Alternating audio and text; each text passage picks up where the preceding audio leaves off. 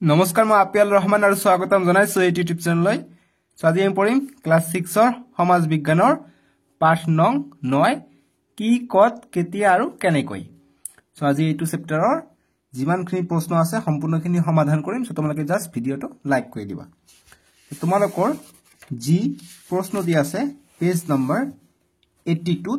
82 ওপৰত দি আছে ক্ৰিয়াকলাপ। আমি ক্ৰিয়াকলাপৰ সমাধান কৰিম। তাৰ পিছত তালিকা দি আছে, এইটো তালিকাৰো আমি সমাধান কৰিম। তাৰ পিছত আমাক দি আছে অনুশীলনী। অনুশীলনীত আমি 1ৰ পৰা 3ৰ ক খ গ সবকেইটা সমাধান কৰিম। লগতে পাঠৰ ভিতৰুৱা কিছুমান প্ৰশ্ন সেইবিলাকৰ উত্তৰ দি দিম, কিয়নো তোমালোকৰ পৰীক্ষাত পাঠৰ ভিতৰৰ পৰা কোশ্চেন কাটে। যিমানে কঠিনকে কোশ্চেন নাকাটক কিয় এইটো ভিডিঅ' চালে তোমালোকে এইটো চেপ্টাৰৰ পৰা যিমান নম্বৰে পৰীক্ষাত আহিব সিমান নম্বৰে পাবা। ঠিক আছে, বলা আমি ভিডিঅ'টো আৰম্ভ কৰোঁ। প্ৰথমত অনুশীলনীৰ প্ৰশ্নকেইটা চাওঁ, তাৰপিছত পাঠৰ ভিতৰুৱা, তাৰপিছত ক্ৰিয়াকলাপৰ প্ৰশ্ন চাম। ঠিক আছে, ক্ৰিয়াকলাপৰ প্ৰশ্ন চোৱাৰ পিছত এই তালিকাটো তোমালোকক দেখাই দিম। বলা আমি অনুশীলনীৰ পৰা সলিউশনখিনি ষ্টাৰ্ট কৰি দিওঁ। সাবস্ক্ৰাইব কৰিব আপিয়াল ৰহমান ইউটিউব চেনেলটোক আৰু লগত থকা বেল আইকনটো ক্লিক কৰি অল কৰি দিব আৰু ভিডিঅ'টো লাইক কৰি দিব। অনুশীলনীৰ 1 নম্বৰ প্ৰশ্ন দিছে যে উত্তৰ লিখা। ক নম্বৰ প্ৰশ্নটো দিছে যে ইতিহাস কাক বোলে। আমি উত্তৰ কৰিম যে ইতিহাস হল অতীতত ঘটা প্ৰকৃত ঘটনাৰ নিৰ্ভৰযোগ্য ধাৰাবাহিক বিৱৰণী। তাৰপিছত 2 নম্বৰ প্ৰশ্ন দিছে যে সাধুকথা আৰু ইতিহাসে একে অৰ্থ নুবুজায় কিয়। আমি ইয়াৰ উত্তৰটো কৰিম এনেদৰে যে উত্তৰ যে সাধুকথা আৰু ইতিহাসে একে অৰ্থ নুবুজায় কাৰণ ইতিহাস অতীতত ঘটা প্ৰকৃত ঘটনাৰ ধাৰাবাহিক বিৱৰণী, আনহাতে সাধুকথা হ'ল সত্যতা নিৰূপণ কৰিব নোৱাৰা সাধু বা কাহিনী। অৰ্থাৎ ইতিহাস হৈছে প্ৰকৃত ঘটনা যিবিলাক অতীতত ঘটিছিলে সেইবিলাক, আৰু কিন্তু যিবিলাক সাধুকথা আছে সাধুকথা এইটো সঁচা নে মিছা এইটো কিন্তু আমি ক'ব নোৱাৰি। গ নম্বৰ প্ৰশ্ন ইতিহাস অধ্যয়নৰ সমলবোৰ কি কি। আমি উত্তৰ কৰিম যে ইতিহাস অধ্যয়নৰ সমলবোৰ হ'ল ভগ্নাৱশেষ, শিলালিপি, তাম্ৰলিপি, মুদ্ৰা, সাহিত্য, বিদেশী পৰ্যটকসকলৰ বিৱৰণী ইত্যাদি। তাৰপিছত ঘ নম্বৰ যে বেদ, পুৰাণ, মহাভাৰতত আদি ইতিহাস অধ্যয়নৰ সমলনে যদি হয় সেইবোৰ কোনবিধ সমলৰ অন্তৰ্গত। আমি উত্তৰ কৰিম যে বেদ, পুৰাণ, মহাভাৰত আদি ইতিহাসৰ অধ্যয়নৰ সমল হয়, এইবোৰ সাহিত্য সমলৰ অন্তৰ্গত। 19 নম্বৰ প্ৰশ্ন যে বৰ্তমান সময়ত ইতিহাস অধ্যয়নৰ প্ৰয়োজনীয়তা কি আছে বুলি ভাবা। আমি উত্তৰ কৰিম যে আমি নিজৰ ঐতিহ্য, পৰম্পৰা, কলা সংস্কৃতিৰ প্ৰতি আস্থা আৰু সন্মানৰ ভাৱ গঢ়ি তোলাৰ প্ৰয়োজনীয়তা আছে। এই কাম ইতিহাস অধ্যয়নৰ ফলতহে হৈ উঠিব, গতিকে আমাৰ ইতিহাস অধ্যয়নৰ প্ৰয়োজনীয়তা আছে। 6 নম্বৰ প্ৰশ্ন বুৰঞ্জী আৰু ইতিহাসৰ পাৰ্থক্য কি। আমি উত্তৰ কৰিম যে বুৰঞ্জী আৰু ইতিহাস দুটা শব্দৰ মাজত কিছু গুণগত পাৰ্থক্য আছে। বুৰঞ্জী শব্দটো মূলত টাই ভাষাৰ। সাধাৰণতে বুৰঞ্জীত ৰজা বা সম্ভ্ৰান্ত পৰিয়ালৰ বিৱৰণ পোৱা যায়। বুৰঞ্জী আৰু ইতিহাসৰ মাজত পাৰ্থক্য আছে যে অকল কি বুৰঞ্জীটো কি টাই ভাষাত লিখা আৰু সম্ভ্ৰান্ত আৰু ৰজা মহাৰজাৰ কথাহে সেইটোত লিখা থাকে বুৰঞ্জীত, কিন্তু আনহাতে লিখিম যে আনহাতে ইতিহাস হ'ল অতীতত ঘটা প্ৰাকৃতিক ঘটনাৰ ধাৰাবাহিক বিৱৰণী। ঠিক আছে, আৰু ইতিহাসৰ কিছু কথা যিকোনো ভাষাত থাকিব পাৰে, বজ্ৰাৱলী ভাষাই হওক, সংস্কৃত ভাষাই হওক, লিপিত থাকিছে। তাৰপিছত 2 নম্বৰ প্ৰশ্ন যে তুমি জনা যিকোনো এটি আখ্যান বা সাধুকথা দলত আলোচনা কৰা। গতিকে আমি উত্তৰ কৰিম যে মই জনা এটা সাধুকথা লিখি দিছোঁ উত্তৰ যে 3টা মাছৰ কাহিনী। 3টা মাছৰ কাহিনী দি কাহিনীটো এনেদৰে তোমালোকে পঢ়িবা। মই এইটো জুম কৰাই দি আছোঁ, উত্তৰটো তোমালোকে এনেদৰে লিখিবা। মই এইখিনি জুম কৰাই দি আছোঁ যে এইটো যে এটা হ্ৰদত 3টা ডাঙৰ মাছ আছিল। সিহঁত হ'ল অনাগত, বিধাতা, প্ৰত্যুত, পৰ্ণমতী আৰু যত ভৱিষ্যত। এদিন কেইজনমান মাছমৰীয়াই হ্ৰদটোৰ মাছবোৰ ধৰিবলৈ পাং পাতি আছিল। তেওঁলোকৰ কথা বতৰা অনাগত বিধাতাই শুনিলে। সি আহি বাকী দুটা মাছক সকলো কথা বিৱৰি ক'লে বিপদৰ উমান পাই অনাগত বিধতা আৰু প্ৰত্যুৎপন্নমতি ৰাতিটোৰ ভিতৰতে আন এটা হ্ৰদলৈ গুচি গ'ল কিন্তু এলেহুৱা যত ভৱিষ্যই কথাটো বিশ্বাস নকৰিলে সেয়ে সি কলৈকো নগ'ল পাছদিনা মাছমৰীয়াহঁত আহি জালেৰে হ্ৰদত গোটেইবোৰ মাছ মাৰিলে আন মাছৰ লগতে যত ভৱিষ্য জালত পৰিল এইখিনি ইমানখিনি হৈ যাব সাধু কথাটো বুজি পাইছা আৰু তলত চিত্ৰটো দিব দৰকাৰ নাই জাষ্ট বুজাৰ কাৰণে চিত্ৰটো দিছোঁ এতিয়া আকৌ মই জুম আউট কৰি দি আছোঁ এইখিনি জাষ্ট লিখিলে হৈ গ'ল ঠিক আছে গতিকে জুম কৰি দিছোঁ তোমালোকে স্ক্ৰীনশ্বট বা বহীত লিখি লোৱা লিখি লৈছা এতিয়া আমি নেক্সট প্ৰশ্ন দিছে আমাক 3 নম্বৰবিলাক যে দলগত কাৰ্য ক নম্বৰ দিছে যে তোমাৰ অঞ্চলৰ যোৱা 10টা বছৰত কি পৰিৱৰ্তন হৈছে তাৰ তথ্য সংগ্ৰহ কৰি এটি টকা প্ৰস্তুত কৰা আমি উত্তৰ কৰিম যে উত্তৰ যে আমাৰ অঞ্চলত যোৱা 10টা বছৰত বহুতো পৰিৱৰ্তন তথা উন্নতি হৈছে যেনে আমাৰ গাঁৱৰ ৰাস্তা ঘাট পকী হৈছে যোৱা 10 বছৰৰ ভিতৰত আমাৰ ৰাস্তা ঘাটটো পকী হৈছে আগত কেঁচা আছিল এতিয়া পকী হৈছে তাৰপিছত লিখিম যে কিন্তু যোৱা 10 বছৰত আমাৰ গাঁৱত গছ-গছনিৰ সংখ্যা কমিছে কাৰণ জনসংখ্যা বাঢ়িছে বাবে মানুহে গছ কাটি ঘৰ সাজিছে গতিকে সুবিধা হৈছে অসুবিধা হৈছে নতুনকৈ পকী ৰাস্তা হৈছে আৰু লগতে গছ-গছনি কমিছে কিয়নো মানুহ বাঢ়িছে মানুহৰ সংখ্যা বাঢ়িলে কি মাটি কমি যাব আৰু মানুহে গছ কাটি ঘৰ সাজিছে এইখিনি এনসাৰ লিখিবা তাৰপিছত 3ৰ খ নম্বৰ প্ৰশ্নটো দিছে যে তোমাৰ জিলাত কিবা ঐতিহাসিক সমল আছেনে যদি আছে তাৰ তথ্য সংগ্ৰহ কৰি শ্ৰেণীকোঠাত আলোচনা কৰা গতিকে প্ৰয়োজন বোধে শিক্ষকৰ সহায় ল'ব কৈছে গতিকে মই শিক্ষক গতিকে মই তোমাক এনসাৰটো কৰাই দিওঁ গতিকে উত্তৰটো লিখিম যে আমাৰ জিলা তেজপুৰত ঐতিহাসিক সমল আছে সেইটো হ'ল শিলালিপি 830 খ্ৰীষ্টাব্দৰ হৰজৰা বৰ্মন শাসক গতিকে হৰজৰা বৰ্মন শাসক কৰিছিলে 830 খ্ৰীষ্টাব্দত এইটো শিলালিপি ক'ত আছে তেজপুৰত আছে এতিয়া মই দিছোঁ যে আমাৰ জিলা তেজপুৰ এতিয়া তোমালোকৰ যদি বেলেগ জিলা হয় তোমালোকৰ যদি বৰপেটা জিলা হয় গুৱাহাটী হয় কামৰূপ হয় তেজপুৰ হয় বা নগাঁও হয় বা গহপুৰ হয় বিশ্বনাথ চাৰিআলি হয় ডিব্ৰুগড় হয় ধুবুৰী বা কোকৰাঝাৰ হয় বা গোৱালপাৰা হয় তেনেহ'লে তোমালোকে কি লিখিবা গতিকে সেইসকল বাবে বা দি লিখিবা যে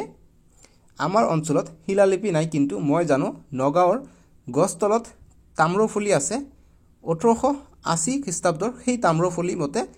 তেতিয়াৰ শাসক আছিল গোপাল বৰ্মন গতিকে তোমালোকৰ এনেকুৱা কোকৰাঝাৰ ধুবুৰী এইবিলাক শিলালিপি নাই গতিকে তোমালোকে এইটো এনসাৰ লিখিবা এইটো যে আমাৰ অঞ্চলত শিলালিপি নাই কিন্তু মই জানো নগাঁৱৰ গছতলত তাম্ৰলিপি আছে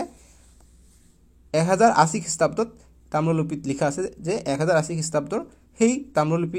তাম্ৰফলি মতে তেতিয়া শাসক আছিল গোপাল বৰ্মন গতিকে তোমালোকে যদি কি চাই আছে নগাঁৱৰ পৰা চাই আছে তেনেহ'লে তোমালোকে লিখিবা যে আমাৰ নগাঁও জিলাত শিলালিপি আছে তাম্ৰলিপি আছে যেটো হৈছে যে তাম্ৰলিপি 1080 চনত খ্ৰীষ্টাব্দৰ যাৰ শাসক আছিল গোপাল বৰ্মন বা তোমালোকে যে গোৱালপাৰাত আছে গোৱালপাৰাৰ পৰা আছে আকৌ উমানন্দ যে আছে নীলাচল পাহাৰ গুৱাহাটীৰ পৰা কিন্তু শিলালিপি আছে ঠিক আছে গতিকে এইটো এনসাৰ লিখি দিবা তোমালোকৰ হৈ যাব থাকক বা নাথাকক বেলেগ আৰু মুখস্থ কৰিব দৰকাৰ নাই আৰু থাকিলে এনেকৈ লিখিবা তেজপুৰত আছে ঠিক আছে তেজপুৰ বোলে আমাৰ জিলা তেজপুৰত তেনেকুৱা ইয়াত মই দিছোঁ নগাঁৱত আছে গতিকে আমাৰ জিলা নগাঁৱত আছে কি আছে তাম্ৰফলি আছে যাৰ শাসক আছিল গোপাল বৰ্মন 1080 খ্ৰীষ্টাব্দৰ বুজি পাইছা এতিয়া গ নম্বৰ প্ৰশ্নটো দিছে যে ঐতিহাসিক ঠাই এখনলৈ যোৱাৰ ভ্ৰমণসূচী প্ৰস্তুত কৰা আমি উত্তৰ কৰিম যে শিৱসাগৰ ভ্ৰমণ আমি এনসাৰটো এনেদৰে লিখিম যে শিৱসাগৰত থকা ঐতিহাসিক ঠাই যেনে ৰংঘৰ তলাতল ঘৰ জয়সাগৰ পুখুৰী চাবলৈ শিৱসাগৰ ভ্ৰমণ কৰা মোৰ ইচ্ছা আছে ভ্ৰমণৰ সময়ত ঘৰৰ পৰা টকা বহি লৈ যাম লগতে অন্যান্য প্ৰয়োজনীয় সামগ্ৰী লৈ যাম বাস হৈ গ'ল এতিয়া পাঠৰ ইম্পৰ্টেণ্ট বস্তু যে পাঠৰ ভিতৰুৱা প্ৰশ্ন উত্তৰ গতিকে পাঠৰ ভিতৰুৱা প্ৰশ্ন উত্তৰৰ পিছত যি তোমালোকৰ ক্ৰিয়াকলাপ দিয়া আছে পেজ নম্বৰ 82 82 পেজত ক্ৰিয়াকলাপটোৰ উত্তৰ আমি কৰিম এক নম্বৰটো প্ৰশ্ন দিছে যে এইবিলাক প্ৰশ্ন ইম্পৰ্টেণ্ট পৰীক্ষাত আহে কিন্তু যে প্ৰাচীন মুদ্ৰাৰ পৰা অতীজৰ কিহৰ বিষয়ে ইংগিত পোৱা যায় আমি উত্তৰ কৰিম যে প্ৰাচীন মুদ্ৰাৰ পৰা ধৰ্ম বিশ্বাস অৰ্থনৈতিক অৱস্থা সাহিত্য সংস্কৃতি আদিৰ ইংগিত পোৱা যায় 2 নম্বৰ প্ৰশ্নটো যে প্ৰাচীন সামগ্ৰীৰ ওপৰত অধ্যয়ন কৰা লোকসকলক কি বোলে গতিকে প্ৰত্নতত্ত্ববিদ বোলে 3 নম্বৰ প্ৰশ্ন যে পুৰণি ভাৰতত পুথিসমূহ কি ভাষাত লিখিছিল গতিকে লিখিম সংস্কৃত পালি আৰু প্ৰাকৃত ভাষাত এতিয়া 4 নম্বৰ প্ৰশ্ন যে ইতিহাস শব্দৰ অৰ্থ কি আমি লিখিম যে ইতিহাসৰ যি ইতি আছে ইতি মানে হৈছে এইবিলাক আৰু যি হ আছে হ মানে নিশ্চয় আৰু যি আশ আছে আশ মানে হৈছে হৈছিল বা ঘটিছিল যে ফুল ফৰ্ম হৈছে যে এইবিলাক নিশ্চয় ঘটিছিল ইতিহাস শব্দৰ অৰ্থ এতিয়া 5 নম্বৰ প্ৰশ্ন যে প্ৰত্নতত্ত্ববিদ কাক বোলে আমি উত্তৰ কৰিম যে যিসকলে প্ৰাচীন সামগ্ৰীৰ অধ্যয়ন কৰে তেওঁলোকক প্ৰত্নতত্ত্ববিদ বোলে এতিয়া 6 নম্বৰ প্ৰশ্ন দিছে যে বেদ কেইখন আৰু কি কি আমি উত্তৰ কৰিম বেদ 4খন ঋগবেদ যজুৰ্বেদ অৰ্থবেদ আৰু সামবেদ এতিয়া 7 নম্বৰ প্ৰশ্ন যে ইতিহাস আৰু সাধু কথা একেনে আমি উত্তৰ কৰিম একে নহয় 8 নম্বৰ প্ৰশ্ন যে তামৰ ফলি সমল হিচাপে পোৱা যায়নে এইবোৰ কোনে লিখুৱাইছিল গতিকে আমি উত্তৰ লিখিম যে তামৰ ফলি সমল হিচাপে পোৱা যায় তামৰ ফলিতো বহুত আমি ইতিহাসৰ কথা জানিব পাওঁ গতিকে তামৰ ফলি সমল হিচাপে পোৱা যায় লিখিম যে এই তামৰ ফলি ৰজা মহাৰজাই লিখুৱাইছিল গতিকে ৰজা মহাৰজাই বিলাকে তামৰ দামটো বেছি এই কাৰণে ৰজা মহাৰজাইহে এইটো ফলিত তেওঁলোকৰ কথা লিখাইছিল বা সমল হিচাপে আমি পাওঁ 9 নম্বৰ প্ৰশ্ন যে ইতিহাস অধ্যয়নৰ দ্বাৰা কি কথা জানিব পাৰি উত্তৰ কৰিম যে ইতিহাস অধ্যয়ন কৰিলে আমি অতীতৰ কোনো এটা সময়ত ঘটা ঘটনাৱলীৰ লগত মানৱ জীৱনৰ পৰিৱৰ্তনৰ বিভিন্ন দিশবোৰৰ কথা জানিব পাৰি গতিকে ইতিহাস অধ্যয়নৰ যোগেদি আমি অতীতৰ মানুহৰ খাদ্যভাস বাসস্থান সাজ পোছাক অলংকাৰ আদিৰ বিষয়ে জানিব পাৰি এতিয়া 10 নম্বৰ প্ৰশ্নটো দিছে যে ঐতিহাসিক সমলসমূহ কিয় সংৰক্ষণ কৰিব লাগে উত্তৰ কৰিম যে ঐতিহাসিক সমলসমূহ আমি সংৰক্ষণ কৰিব লাগে কাৰণ এই সমলবোৰৰ পৰা আমি গুৰুত্বপূৰ্ণ তথ্য পাওঁ সেইবাবে ঐতিহাসিক সমলসমূহ যেনে পুৰণি ভগ্নাৱশেষ স্মৃতিচিহ্ন মুদ্ৰা সাঁচিপাতৰ পুথি আদি সম্পদবোৰ সংৰক্ষণ কৰাত গুৰুত্ব আৰোপ কৰিব লাগে যেনেকৈ স্মৃতিচিহ্ন কি আছে শিৱসাগৰত শিৱদৌল আছে ৰংঘৰ কাৰেংঘৰ জয়সাগৰ পুখুৰী এইবিলাক কি অধ্যয়নৰ যোগেদি অতীতত মানুহৰ জীৱনৰ বিষয়ে সবিশেষ জানিব পাৰি উত্তৰ কৰিম যে ইতিহাস অধ্যয়নৰ যোগেদি অতীতত মানুহৰ জীৱনৰ বিষয়ে সবিশেষ জানিব পাৰি গতিকে ইতিহাস হৈ যাব এনসাৰটো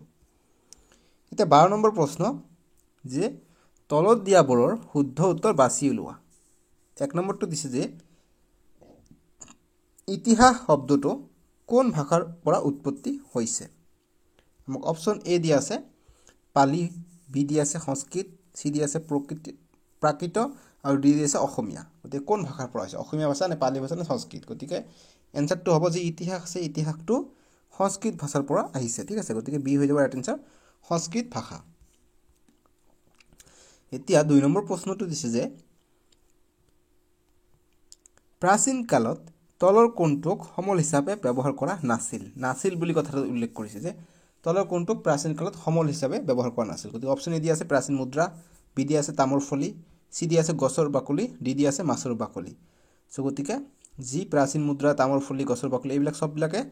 প্ৰাচীন কালত সমল হিচাপে ব্যৱহাৰ কৰিছিল কিন্তু যি মাছৰ বাকলি আছিল মাছৰ বাকলিটো ব্যৱহাৰ কৰা নাছিল গতিকে যি আমাক কোশ্চেন কৈছে যে ব্যৱহাৰ কৰা নাছিল কোনটো নাছিল সো গতিকে মাছৰ বাকলি হৈ যাব অপচন ডি হৈ যাব ইয়াৰ উত্তৰটো গতিকে অপচন ডি মাছৰ বাকলিটো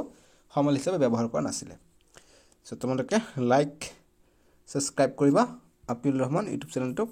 আৰু কমেন্ট নকৰিবা কিয়নো তোমালোকে কমেন্ট কৰিব নোৱাৰা এইবিলাক ভিডিঅ'ত ক্লাস 6 ৰ কাৰণে কিন্তু কমেন্ট কৰিব নোৱাৰি সো গতি ভিডিঅ'টো লাইক কৰিবা আৰু চেনেলটো সাবস্ক্ৰাইব কৰি দিবা এতিয়া তোমালোকৰ যি পেজ নম্বৰ 82 আছে 82 ক্ৰিয়াকলাপৰ সমাধানটো আমি কৰিম ক্ৰিয়াকলাপটোত কৈছে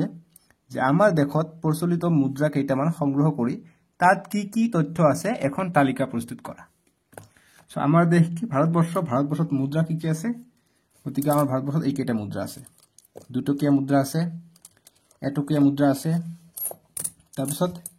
5 টকীয়া মুদ্ৰা আছে তাৰপিছত আছে তোমালোকৰ 10 টকীয়া মুদ্ৰা আছে এই 10 টকা দেখা গৈছে তাৰপিছত এইটো হৈছে 20 টকীয়া মুদ্ৰা ঠিক আছে এই পাঁচটা মুদ্ৰা প্ৰচলন আছে 1 2 3 4 5টা মুদ্ৰা আকৌ 10 টকীয়াটো এইটো তোমালোকে চোৱা ইয়াত মহাত্মা গান্ধীৰ ফটো আছে আৰু মহাত্মা গান্ধীৰ যি জুৱান বা তোমালোকৰ যেতিয়া মহাত্মা গান্ধীৰ বয়স 23-24 বছৰ আছিল তেতিয়া হয় এইটো ফটোটো দেখা যোৱা নাই মই দেখাই আছো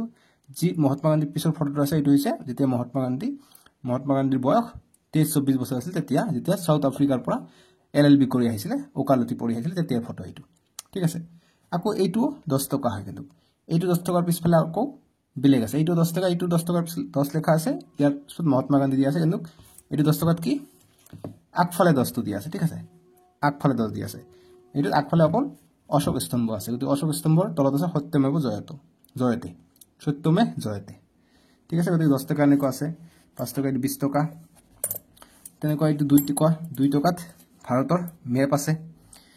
এইটো এটা 2 টকা আছে, এই 2 টকাত অশোক স্তম্ভ, গতিকে প্ৰতিটো কয়েনতে তোমালোকে সব প্ৰতিটো মুদ্ৰাতে অশোক স্তম্ভটো কমন আছে, অশোক স্তম্ভটো আছে। লগতে ভাৰত লিখা আছে, হিন্দী দি কিমান টকা এইটো লিখা আছে 2 रुपया, আৰু ইংৰাজী দি 2 रुपीस বা 2 रुपीस, ঠিক আছে। গতিকে তোমালোকে সব 2 টকীয়া মুদ্ৰাত ভাৰতবৰ্ষৰ লিখা আছে, ভাৰতবৰ্ষৰ মেপটো আছে, ঠিক আছে, যে নেশ্যনেল ইন্টিগ্ৰেশ্যন যেটো আছে,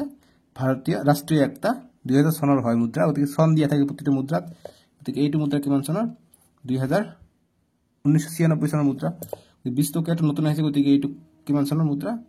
তোমালোকে চোৱা 2023 বৰ্ষৰ মুদ্ৰা, ঠিক আছে, দেখা যোৱা নাই যদি 2021 বৰ্ষৰ মুদ্ৰা,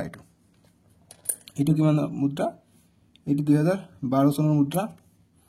এইটো 2000, এইটো কিমান চনৰ মুদ্ৰা, ইয়াত লিখা আছে চনটো ধুনীয়াকৈ দেখাই দিওঁ, এইটো 2016 চনৰ মুদ্ৰা, ঠিক আছে, 2016 চনৰ মুদ্ৰা, দেখা যোৱা নাই যদি 16 চনৰ মুদ্ৰা, গতিকে এইবিলাক হৈছে মুদ্ৰা। গতিকে আমি ভাৰতবৰ্ষৰ মেপো আছে দেখা পালো, চন দেখা পালো, বহুত কিবা কিবি থাকে এটা মুদ্ৰাত, ঠিক আছে। গতিকে এটকীয়া মুদ্ৰাত কি থাকে, গেহুৰ চিহ্ন থাকে, কাৰণ গেহু অতিৰিক্ত উৎপাদন কৰা হয় বাবে গেহুৰ চিহ্ন দিয়া থাকে ইয়াত, ঠিক আছে, এটকীয়া মুদ্ৰাত, বুজি পাইছা এতিয়া আমি এইটো প্ৰশ্নৰ সমাধান কৰোঁ, তোমালোকে এতিয়া নিশ্চয়কৈ বুজি পাব যে তালিকা প্ৰস্তুত কৰিব গৈছে যে এটা মুদ্ৰাত কি কি থাকে, যে অশোক স্তম্ভ থাকে, তাৰপিছত কিমান টকা সেইটো মুদ্ৰাৰ মূল্যটো থাকে, তাৰপিছত ভাৰতৰ মেপ থাকে, ঠিক আছে। গতিকে আমি এইটোৰ এনসাৰটো কৰোঁ। পৃষ্ঠা নং 82 ক্ৰিয়াকলাপ দি আছে, ক্ৰিয়াকলাপৰ প্ৰশ্ন দিছে যে আমাৰ দেশত প্ৰচলিত মুদ্ৰা কেইটামান সংগ্ৰহ কৰি তাত কি কি তথ্য আছে এখন তালিকা প্ৰস্তুত কৰা। সো আমি উত্তৰ কৰিম এনেদৰে যে আমাৰ দেশত বৰ্তমান 1 টকা, 2 টকা, 5 টকা, 10 টকা আৰু 20 টকাৰ মুদ্ৰা প্ৰচলন হৈ আছে, গতিকে তোমালোকক মই এইটো দেখালো মুদ্ৰা কেইটা। তাৰপিছত লিখিম যে এটকীয়া মুদ্ৰাসমূহৰ এফালে অশোক স্তম্ভৰ চিত্ৰ অংকন কৰা আছে, ইয়াৰ তলত দেৱানগিৰি ভাষাত সত্যমেৱ জয়তে লিখা আছে, গতিকে সত্যমেৱ জয়তে এইটো হিন্দী ভাষাত লিখা আছে।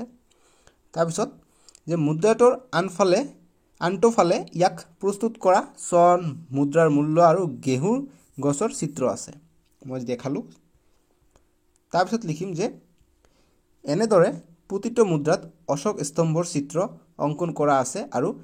মুদ্ৰাৰ মূল্য দিয়া আছে, ইংৰাজী আৰু হিন্দী ভাষাত 2 টকীয়া মুদ্ৰাত ভাৰতৰ মেপ দেখিবলৈ পোৱা যায়। পেজ নম্বৰ 82 ক্ৰিয়াকলাপৰ উত্তৰটো আমি কৰিলো। এতিয়া যি তালিকা আছে এই তালিকাখিনি আমি ফিল কৰোঁ, যেনেকৈ আমাক প্ৰথমতে দিছে পুৰণি মঠ মন্দিৰ, নামঘৰ, নামঘৰ, পুৰণি মঠ মন্দিৰ, এইবিলাক নাম লিখিব কৈছে, সংৰক্ষণ কোনে কৰিছে, কোনে প্ৰতিষ্ঠা কৰিছিলে, কিমান চনত প্ৰতিষ্ঠা কৰিছিলে। তাৰপিছত দিছে পুৰণি ৰাস্তা ঘাট, পুখুৰী, যেনেকৈ জয়সাগৰ পুখুৰী আছে, দীঘলী পুখুৰী আছে, এইবিলাক পুৰণি পুথি, যেনেকৈ বহুতো পুৰণি পুথি আছে, গীত মাত, ভূপেন হাজৰিকা বহুত গীত গাইছে, সেইবিলাক লিখিব লাগিব, ঠিক আছে। সো বিভিন্ন অভিধান আছে পুৰণি পুথিত, আমি এইটো সলিউশন কেইটামানহে দি দিছোঁ যাতে তোমালোকে পঢ়াত এক প্ৰব্লেম নহয়, যাতে এইবিলাক যদি প্ৰজেক্ট হিচাপত দিয়ে তোমালোকে কৰিব পাৰা। সো মই এতিয়া তোমালোকে এইটো এনসাৰ কৰাই দিওঁ। প্ৰথমত যি কৈছে যে পুৰণি মঠ মন্দিৰ, নামঘৰ, গতিকে পুৰণি মঠ মন্দিৰ মই এটা দি দিছোঁ, তোমালোকে এনেদৰে এনসাৰটো লিখিবা। মই দি দিছোঁ, তোমালোকে চোৱা, কেমেৰাটো তোমাৰ কমন কেমেৰাটো ঠিক কৰি লওঁ যাতে তোমালোকে দেখা পোৱাত সুবিধা হয়। যে ইয়াত তোমালোকে চব মই লিখি দিছোঁ ধুনীয়াকৈ, যে তালিকা পৃষ্ঠা নম্বৰ 82, ইয়াত দিছোঁ সম্পদ, ইয়াত দিছোঁ কেতিয়া কোনে প্ৰতিষ্ঠা ৰচনা কৰিছিল, এইফালে দিছোঁ যে বৰ্তমানৰ সংৰক্ষণৰ ব্যৱস্থা। সব সম্পদত আমাৰ তলত দিয়া আছে যে পুৰণি মঠ মন্দিৰ কোনে প্ৰতিষ্ঠা কৰিছিল আৰু কিমান চনত ৰচনা কৰিছিল। আমি লিখিম যে পুৰণি মঠ মন্দিৰৰ ভিতৰত আছে কামাখ্যা মন্দিৰটো, গতিকে কামাখ্যা মন্দিৰ যি গুৱাহাটীত আছে, এইটো কিমান চনত প্ৰতিষ্ঠা কৰিছিলে, 1515 খ্ৰীষ্টাব্দত প্ৰতিষ্ঠা কৰিছিলে, আৰু কোনে প্ৰতিষ্ঠা কৰিছিলে, বিশ্বসিংহে প্ৰতিষ্ঠা কৰিছিল, ঠিক আছে। গতিকে পুৰণি মঠ মন্দিৰত কামাখ্যা মন্দিৰটো আহি যাব, ঠিক আছে। কামাখ্যা মন্দিৰ 1515 খ্ৰীষ্টাব্দত ৰচনা হৈছিল বা প্ৰতিষ্ঠা হৈছিল, আৰু বিশ্বসিংহে প্ৰতিষ্ঠা কৰিছিল। আৰু বৰ্তমানৰ সংৰক্ষণৰ ব্যৱস্থা কোনে কৰিছে মন্দিৰ কমিটিয়ে কৰে গতিকে মন্দিৰ কমিটিয়ে ভোট পাতে ভোট হয় তাতে আৰু যি জিকে তাক কি কয় দলই বুলি কয় DOLOI দলই গতিকে 2021-22 বৰ্ষ বা 24 বৰ্ষলৈকে 2021 পৰা 24 বৰ্ষলৈকে কোন আছে কবীন্দ্ৰ প্ৰসাদ শৰ্মা আছে 2021 পৰা 24 বছৰলৈকে কবীন্দ্ৰ প্ৰসাদ শৰ্মা হৈ আছে দলই তাৰপিছত নামঘৰ সম্পদৰ তল দিছে নামঘৰ নামঘৰটো কি হ'ব যে ঢেকিয়াখোৱা বৰ নামঘৰ গতিকে ঢেকিয়াখোৱাত ডাঙৰ নামঘৰ এটা আছে গতিকে কোনে এইটো প্ৰতিষ্ঠা কৰিছিলে মাধৱদেৱে প্ৰতিষ্ঠা কৰিছিলে গতিকে কিমান চনত এইটো তথ্য পোৱা নাই গতিকে তথ্যটো দিয়া নাই মই আৰু বৰ্তমানৰ সংৰক্ষণ ব্যৱস্থা কোনে কৰে এইটো উপলব্ধ নাই এইকাৰণে দিয়া নাই গতিকে নিলিখিলে হৈ যাব তাৰপিছত পুখুৰী যে দীঘলী পুখুৰী কোনে প্ৰতিষ্ঠা কৰিছিলে ভগদত্তই খুন্দুৱাইছিলে সো কিমান চনত খুন্দুৱাইছিলে দীঘলী পুখুৰীটো ভগদত্তই তোমালোকৰ সোশ্যাল সায়েন্সত আছে তোমালোকে মোক এনসাৰটো দিবাচোন এইটো কিমান চনটো লিখি দিবা ঠিক আছে যদিও এইবিলাক তোমালোকৰ পৰীক্ষাত নাহে তোমালোকৰ যেহেতু পাঠ্যপুথিত দিয়া আছে সেই কাৰণে মই তোমালোকক হেৰি কৰি দিছো ঠিক আছে মানে বস্তুখিনি হেৰি কৰি দিছো এইটো এনসাৰ তোমালোকে ক্লাস 8 ত গৈ পাবা চাগে ঠিক আছে এইটো মই কনফাৰ্ম নহয় ক্লাস 7 নে 8 ত আছে এইটো এনসাৰ মানে মই ক্লাস 7 8 6 তিনিটাৰ কৰাটো গতিকে ভগদত্তৰ জীয়ৰীৰ নামটো কি জীয়ৰীৰ স্বয়ম্বৰৰ টাইমত এইটো পুখুৰী খন্দাইছিল ঠিক আছে সো গতিকে পুখুৰী দীঘলী পুখুৰী ভগদত্তই খন্দাইছিল এইটো চন দিব দৰকাৰ নাই ঠিক আছে চনটো ইমান ইম্পৰ্টেন্ট নহয় কাৰণ এইটো বহুত পুৰণি হয় গতিকে ইমান সমলৰ পৰা ইমান হয়তো জনা নাযায় সেই কাৰণে চনটো মই উল্লেখ কৰা নাই আকৌ যি বৰ্তমান সংৰক্ষণ ব্যৱস্থা এইটো মই সমল পোৱা নাই যে মই বৰ্তমান কোনে সংৰক্ষণ কৰিছে এইটো মই খবৰ পোৱা নাই মই চেক কৰিছো বহুত ট্ৰাই কৰিছো কিন্তু এইটো মই বিষয়ে জানিব পৰা নাই কাৰণে দিয়া নাই তাৰপিছত গীত মাত যে ডক্টৰ ভূপেন হাজৰিকা ৰচনা কৰা গীত বিশ্ব বিজয় নজৱান গীত মাতত ডক্টৰ ভূপেন হাজৰিকা ৰচনা কৰিছিলে 1939 চনত গতিকে সংৰক্ষণ নাই কোনে কৰিছে নাজানো গতিকে লিখিব দৰকাৰ নাই দাগ টানি দিব পৰা আৰু আন এটা গান গাইছিলে ভূপেন হাজৰিকাই যে মানুহে মানুহৰ বাবে 1964 চনত গানটো আছিল মানুহে মানুহৰ বাবে যদি অকনো নভাবে আৰু এইটো আছিল বিশ্ব বিজয় নজৱান গানটো ইউটিউবত মাৰি চাবা দুটা আহিব ধুনীয়া গান হয় সো আমি এইটোৰ সমাধান কৰিলো যে তোমালোকৰ পেজ নম্বৰ 82 দিয়া আছে সো বৰ্তমান সংৰক্ষণৰ ব্যৱস্থা মই কেইটামানত খালি ৰাখি দিছো এইবিলাক তোমালোকে প্ৰজেক্ট দিলেও খালি ৰাখিবা একো কথা নাই ঠিক আছে কাৰণ এইবিলাক কোনেও মানে বহুত প্ৰবলেম হৈ যায় এইবিলাক জনাত এইবিলাকৰ সমল বিচাৰি পোৱাটো টান ঠিক আছে গতিকে আমি ইতিহাসৰ কথা সমলৰ পৰাই পাওঁ